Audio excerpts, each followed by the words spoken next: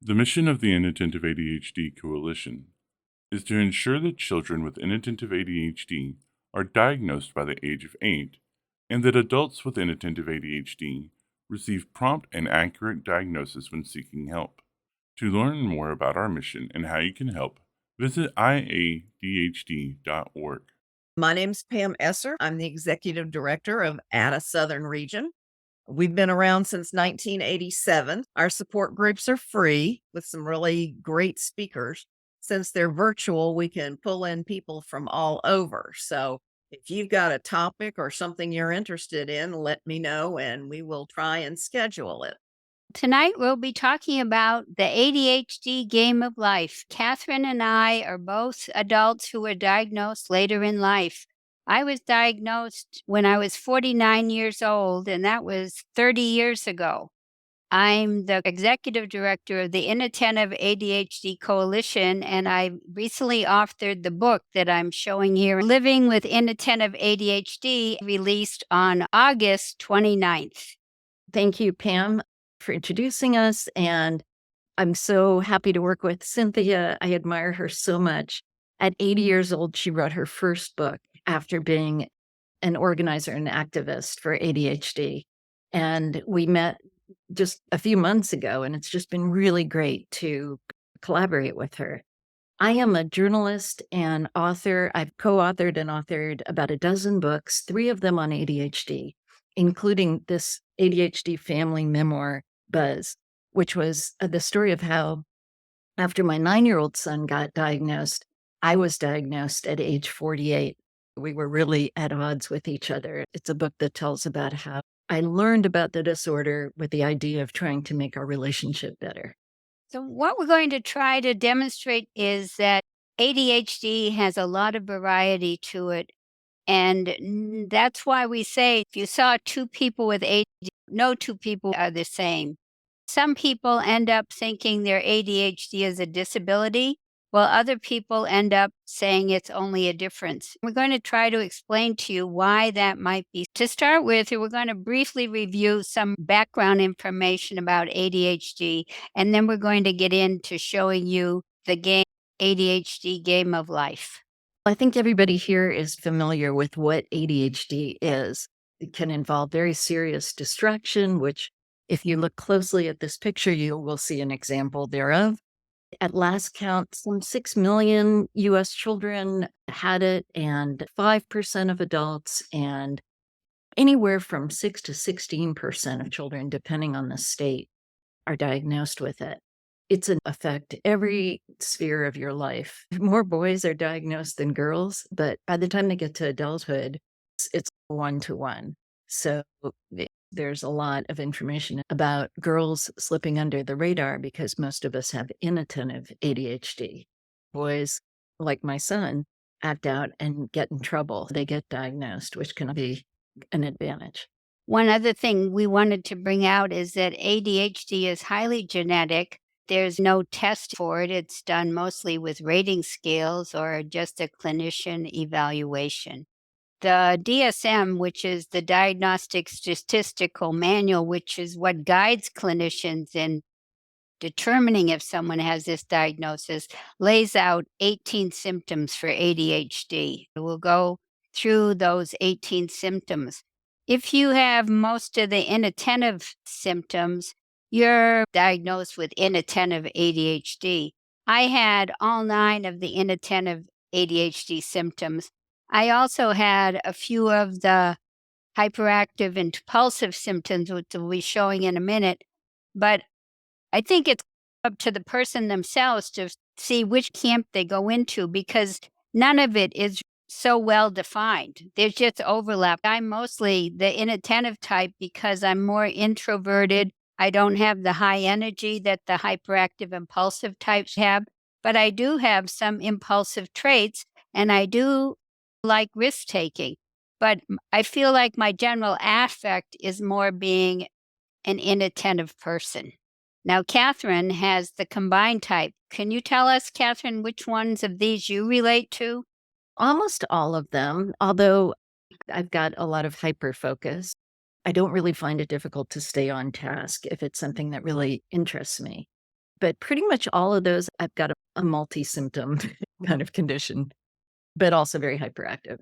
So DSM then lays out the 9 symptoms of hyperactive impulsive, and there are very few people that only have the hyperactive impulsive type of ADHD.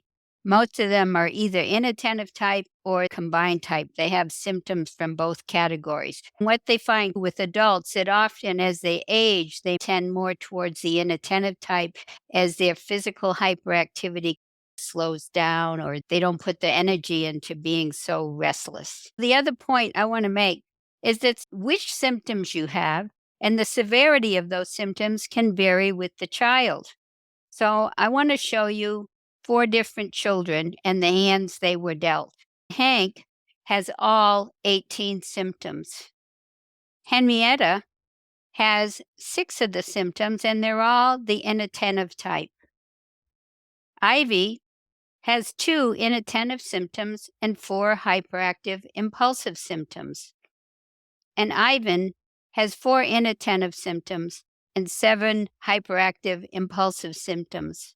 Take a moment and think how these children are going to differ even from the moment of their birth because they're born with these different mixtures of their ADHD symptoms.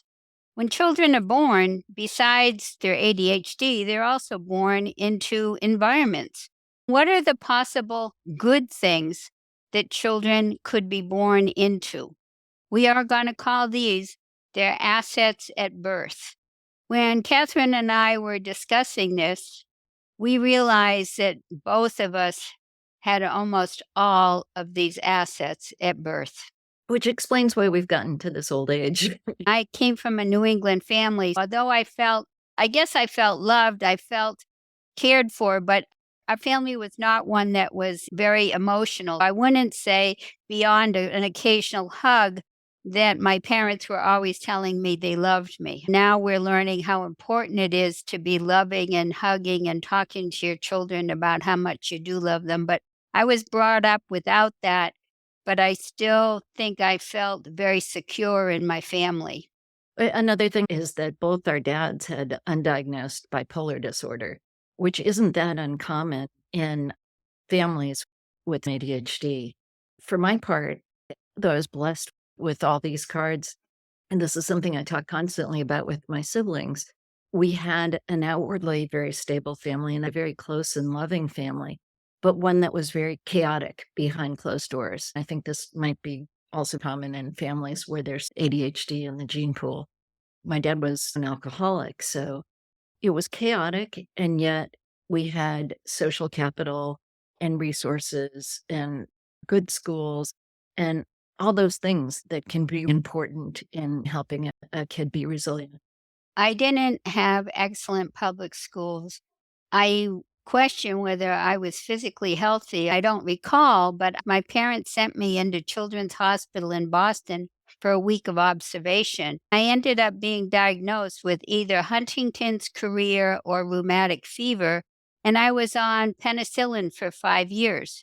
When I think about that now, I wonder if I was really showing the fidgetiness of inattentive ADHD, and they weren't familiar with it back then. I got diagnosed with these other conditions where that jitteriness or that heebie-jeebie behavior could have been part of those other diagnoses, the Huntington's chorea or the rheumatic fever. My sister recalls that sometimes I was kept home from school. I have no memory of this. Generally, I thought I was a healthy child. Some of the other aspects that are going to be helpful to a child when they're born is the things I lay out here. I didn't notice that I had any unique talents or abilities. I wasn't an only child. I was one of 4 children. Actually, I think that was a drawback because my 2 older siblings were doing well and I wasn't. So you wonder why them and not me? The other thing I wondered, because we were well off in our community and most of my classmates' parents were factory workers, you wonder, I'm blessed in so many ways. Why aren't I doing better? It can be a hardship sometimes to have many advantages. One woman I talked to told me she had been diagnosed as gifted. That actually added to her burden because then people would say, "You're so gifted. Why aren't you more successful? Why aren't you achieving more?" We went over the positives, but children can also be born with negatives. Children that have ADHD are more likely to have one or more of these co occurring conditions. I realized one that we didn't put on there is sleep disorders. ADHD can be mistaken for a lot of different things, and sometimes a child can just have sleep issues that result in symptoms like ADHD. But ADHD can also lead to troubled sleep, which has its own negative effects. Yesterday, Catherine, you talked how you developed anxiety. Oh, for Uh, sure. That's common. I think 40 or 50% of kids with ADHD have some kind of anxiety. I feel like it's a function of feeling that you're out of control all the time and getting a lot of negative feedback and working super hard to hold it all together. I think there's two kinds of anxiety because some anxiety results from having your ADHD go undiagnosed. And there's other anxiety that you're born with because of how your brain chemistry is. Some of the other liabilities at birth could be if you had parents that had limited education or limited English. Where this would have a bad impact is those parents might not know how the systems work. They might not know how to access the right help. I wasn't aware of having a learning disorder. I had struggled to write, but I thought that was because I was left-handed, and left-handed people have an awkward way of writing. Now that I'm older and I've seen how quickly some other people can write, I realize that I have dysgraphia. I only release my abilities when I learned to type because writing was too slow for me to keep up with my mind. Catherine mentioned earlier, it's a disadvantage if you have one or both parents with undiagnosed ADHD. And I was this kind of parent till my children were probably in their teens. You struggle to be a consistent parent when you don't know that you yourself have ADHD. My father spent time in a mental health hospital, not a long time. Our children, we were never informed of this, but he did go through electric shock therapy. After talking with a psychiatrist, she thought my father had bipolar disorder because he had huge sleep problems. Last night, I was recalling that only when my father was very old did he mention that his own father had committed suicide. I know that an uncle was an alcoholic and died early. Sometimes these mental health conditions in various permutations run in families. These are the things children could be born into. And I want you to think how already their lives could become so separate and different from one another. What kind of elements are going to happen as the child grows up that's going to help him manage his ADHD better, even though he doesn't know he has it? And it's going to be protective to him. Do you want to talk about these, Catherine? The one that really stood out is if the child has one or more adults who care about them and value them. There's a ton of research backing this up. If there's one positive adult in your life, you have that ingredient for resilience. For me, it was my older brother. He wasn't quite adult. He was just 5 years older than me. Even when my parents were having their issues, he was consistent and calm and caring. I think that did a lot. That was a really big advantage.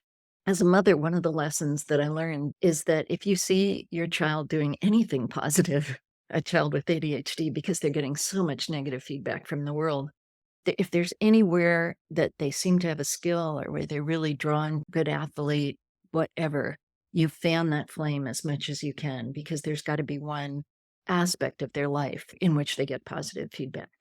The other thing you and I said, we both were into athletics and physical activity. If you read Dr. Rady's book, he talks about how physical activity can help with depression, it helps create dopamine. It helps you to have a healthier body, and that can help you to have a better brain. I was into all the sports at my school.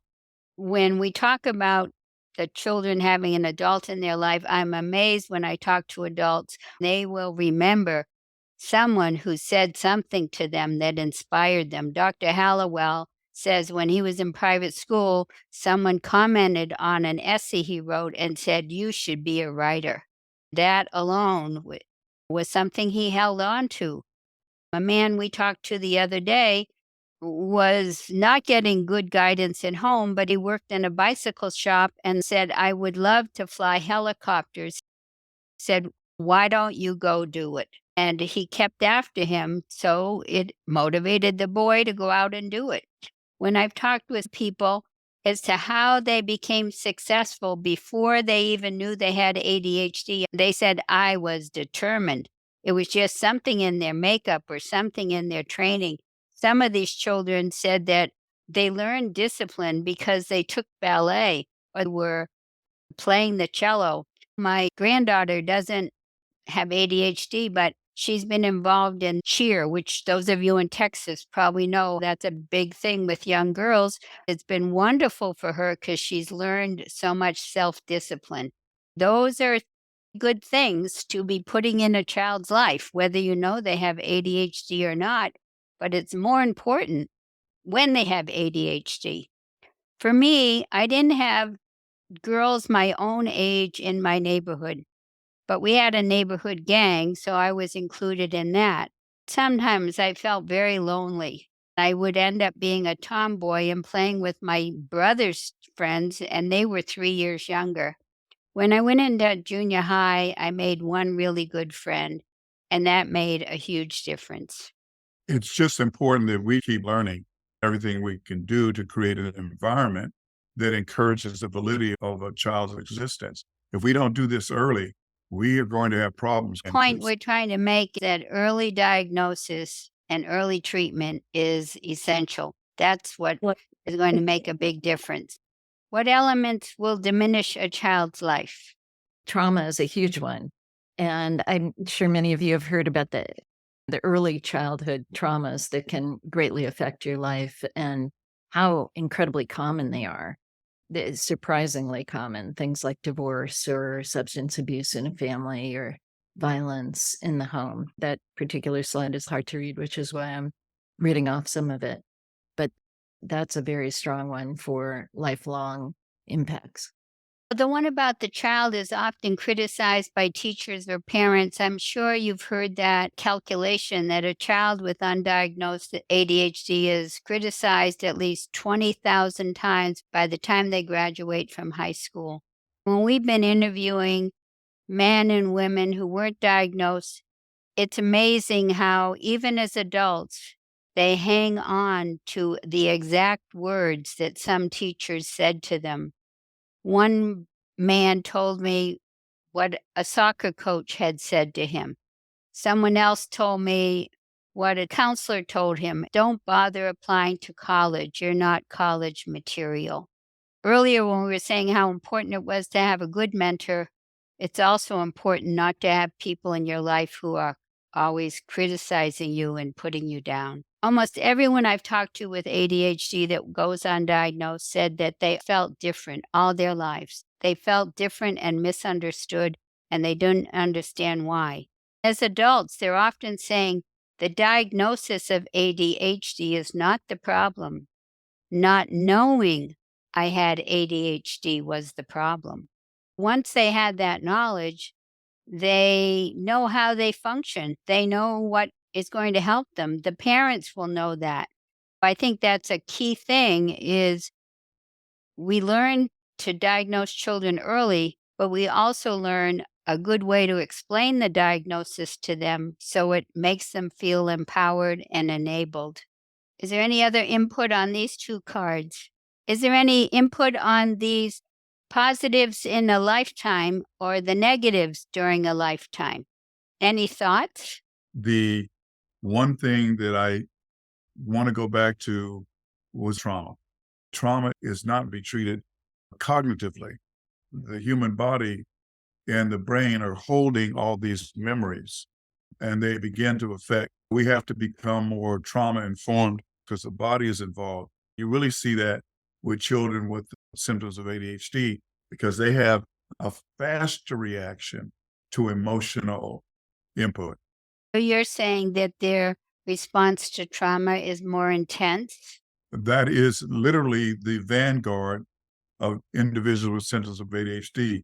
They have a faster reaction to emotion and more extreme reactions to emotion. I wanted to bring up is children that get bullied or shunned. This is more common with the people who have combined type because they're more assertive, they're more extroverted, and so they're acting in ways that would get them rejected. The introverted, inattentive person is more overlooked. These are the cards children get dealt in life. I think you can imagine the different kind of hands children would be holding. But what's the one card that can make a huge difference? Recently, I was making it my new lifetime mission that all children with ADHD are diagnosed by age 8. I heard from both Dr. Stephen Ferrone and a family physician who has a large practice in ADHD that they think I could say by age 7. The child's finished the first grade.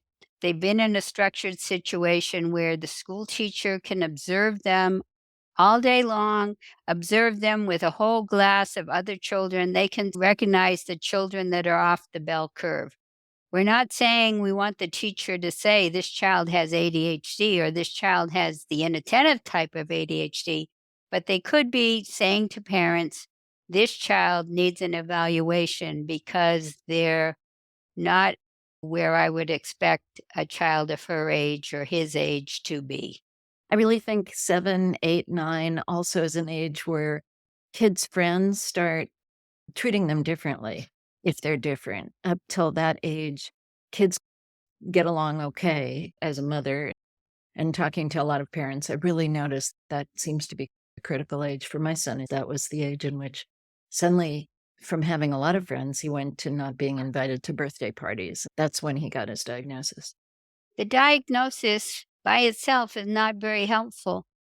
I talked to people that said, sure, I was diagnosed, but my parents didn't believe it. They didn't pursue it. Or I was diagnosed and given medicine, but there was no explanation. There was no understanding. I continued to grow up. And it wasn't till I was an adult that I went back and got a diagnosis that really mattered.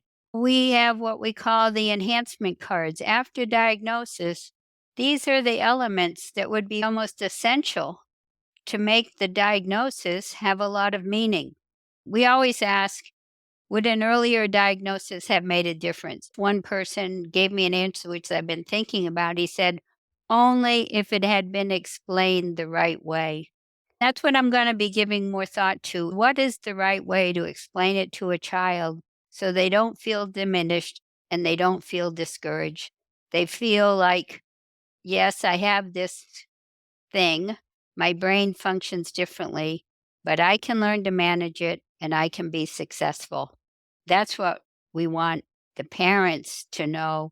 That's what we want physicians to know. That's how we want the ADHD diagnosis to be explained. Everyone in the family needs to get educated. You sometimes have grandparents that continue to belittle the child because they don't have the understanding that this is something the child can't help.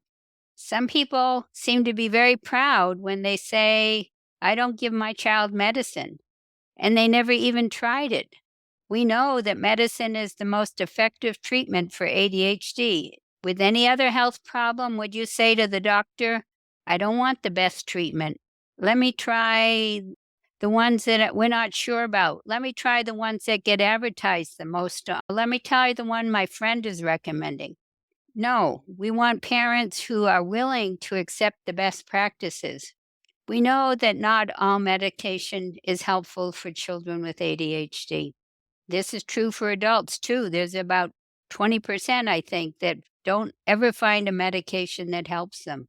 We just hope that they will find something. Even women that ended up taking a medicine that was for their depression, they said it did help them somewhat. What was amazing to me, Talking with these women, they only improved some of their symptoms somewhat, and yet their lives were much, much happier. Just knowing about their ADHD made a big difference to them because they became kinder to themselves. And the child's parents will be kinder if they understand the ADHD.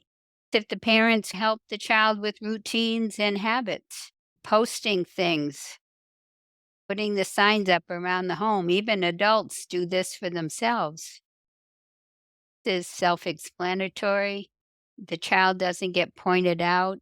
That's why some physicians recommend medications that last all day. They don't have to get called out of the classroom to see the nurse. It's not obvious that they have some condition that requires additional help. If the child finds things that he values and people around him value, they don't start masking. They don't start pretending they're different than they really are. When we talk to adults, that's one big challenge for them. They've masked so long, they need now to work on being authentic. They said they knew they worked more than their peers, but they would hide it. Let's look at the cards from the children now. This is Hank. He has all the assets, but he has no diagnosis. Before you move on, please explain masking in the Oh, context of ADHD. I didn't mask myself. I said I wasn't smart enough to mask, but masking is pretending to be some way you're not. You might say that you love rock and roll music where you really don't, but you mistakenly believe to be accepted by your friends, you have to love rock and roll music. You go to rock and roll concerts, which you hate, but you're pretending the whole time that you love it. You start feeling like your whole life you're playing a role. It's not really you. In that process, you lose a sense of who you really are and what your likes and your abilities are. Do you have anything to add to that, Catherine? It's a big issue in the autism community where somebody wouldn't make gestures, flap, or self stimulate. By controlling those things, they're masking, and it takes tremendous effort. A woman I talked to had hyperactivity. She tried to restrain herself so much in class because she knew it wasn't thought appropriate. And she would be biting the inside of her cheek to remind herself to sit still. The culture makes them feel they have to act a certain way to be acceptable.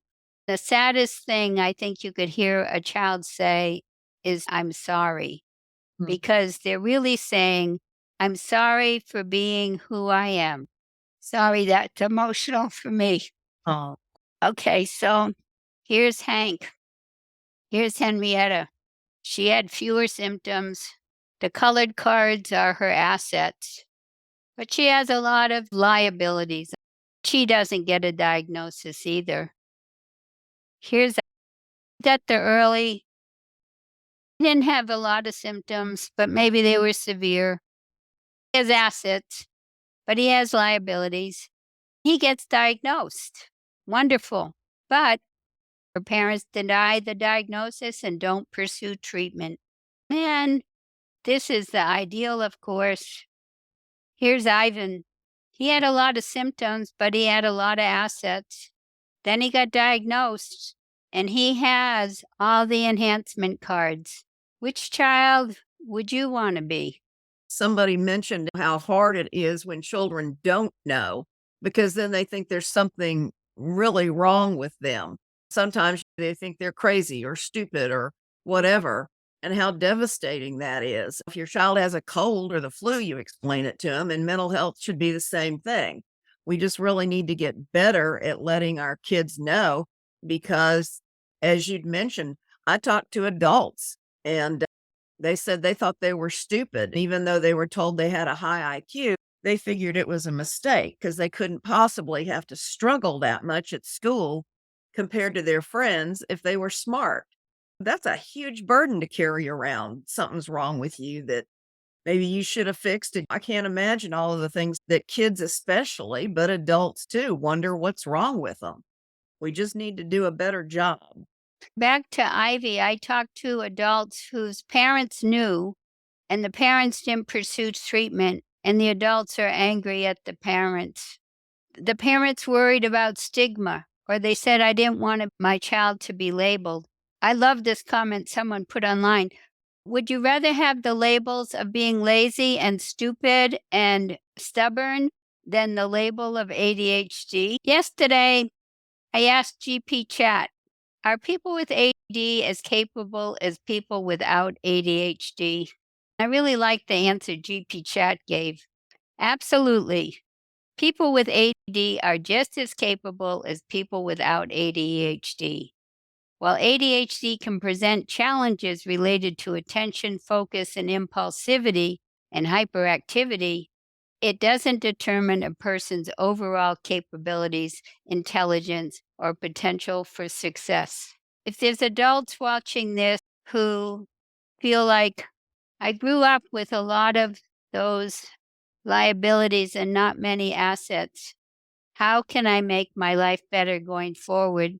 When I got diagnosed, I was 49, and the physician said to me, I envy you. You're going to have a whole new life. Of course, I didn't believe him at the time, and it took about 5 years to create the whole new life, but it happened. So, this is what I want to say to you. Although you can't go back and change the beginning, you can start where you are and change the ending. Thank you very much. This was very interesting and thought-provoking. Thank you. This has been a production of Inattentive ADHD Coalition. Check us out at iadhd.org and see how you can help us by donating or by spreading awareness about inattentive ADHD. Thank you.